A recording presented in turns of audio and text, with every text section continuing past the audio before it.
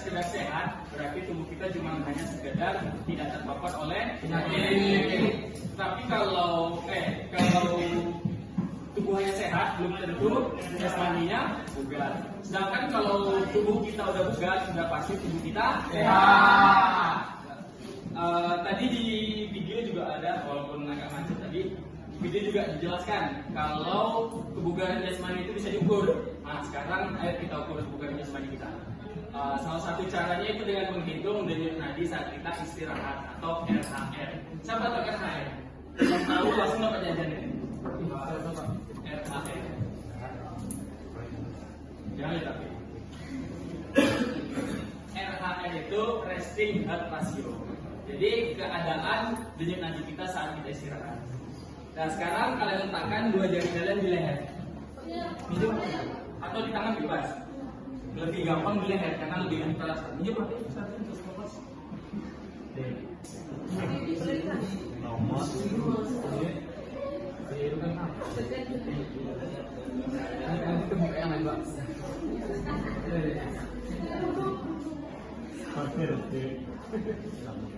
Tahu, kalian hitung ya, waktu bapak mulai kalian hitung. 1, 2, 3.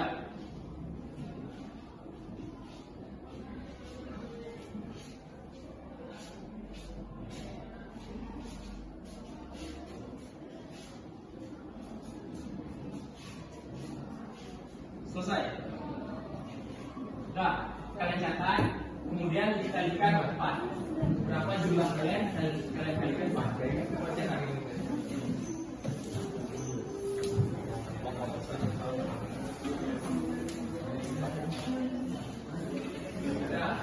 Hasilnya. Nah, kemudian sesuaikan sama ini. Nah, sesuaikan sama ini. Ya. Siapa yang kurang sekali?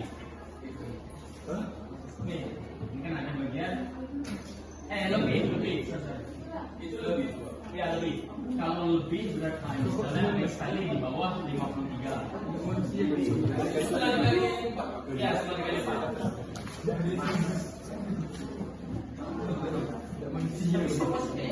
Keras banget. Apa beda HP-nya?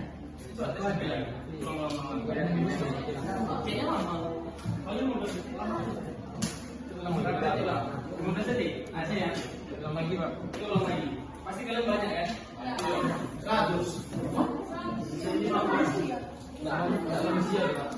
25 kali 4. Pelan-pelan. Hitung ya baik-baik. Siap. Nah, 1, 2, 3.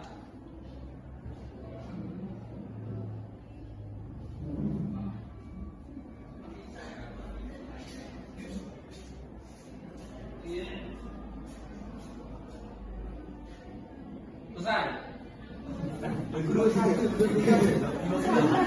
25 Pak. 50 kan mungkin kalian sedang dalam kondisi istirahat. Soalnya kan tadi habis upacara juga. Mungkin denyut nadi kalian lebih tingkat.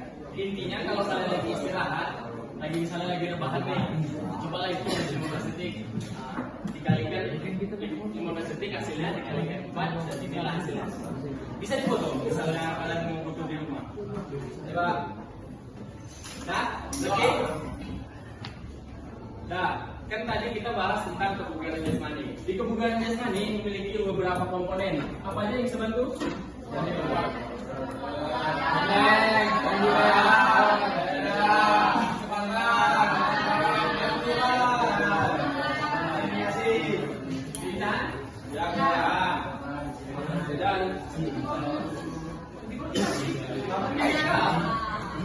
Nah, jadi kita akan membedah beberapa komponen dari kebugaran jasmani. Yang pertama itu adalah kekuatan. Kekuatan adalah kemampuan otot menahan beban dalam satu kali kerja atau kemampuan otot mengangkat beban dalam satu kali kerja.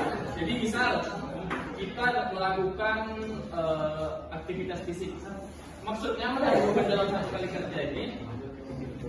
Berapa tingkat kekuatan kalian dalam mengangkat satu repetisi maksimal? Misalnya kalian mau mengukur repetisi maksimal kalian berapa angkat.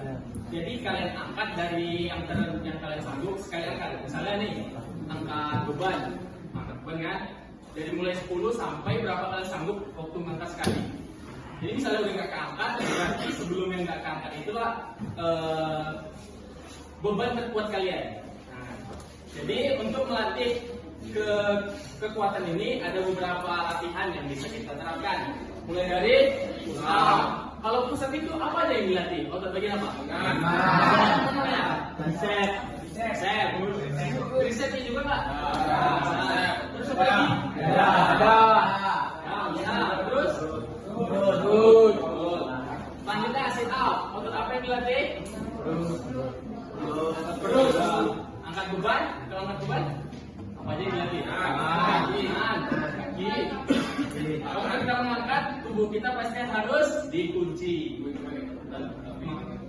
Makanya otot perut dan otot pinggang juga dilatih. Yang kedua itu ada daya tahan. Daya tahan ini terbagi menjadi dua. Ada daya tahan kardiovaskular dan daya tahan otot. Siapa tahu bedanya? Ada yang tahu? Kalau tahu dapat jajannya?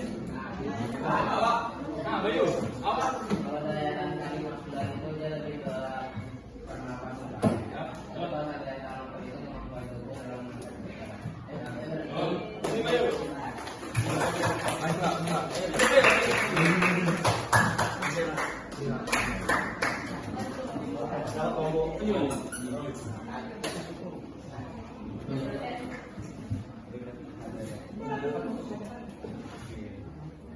Yang lain juga bisa nanti ya.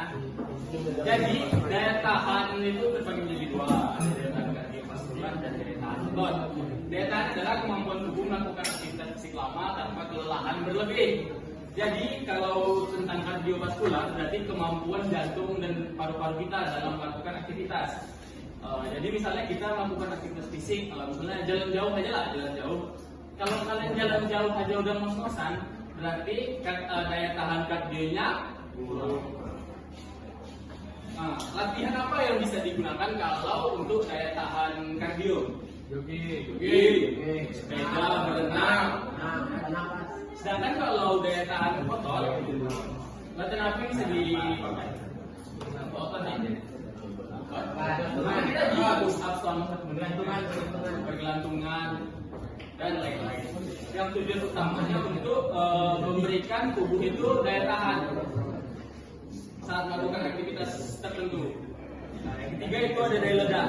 Daya ledak ini komponen penunjang, yaitu kombinasi dari kekuatan dan kecepatan. Jadi setiap kegiatan kita yang membutuhkan power, misalnya apa ya? Kalau apa? Kegiatannya apa? Kegiatan sehari-hari yang membutuhkan power. Apa? Galon pasti butuh power kan? Power gabungan dari kekuatan dan kecepatan. Latihannya apa aja yang bisa kita pakai? Lompat jauh, berarti yang dilatih power bagian buat jam kaki juga kan?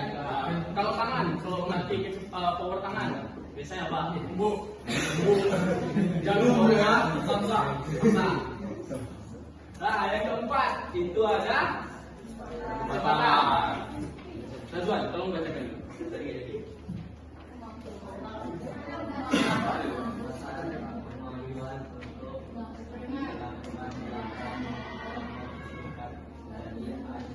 Nanti aja.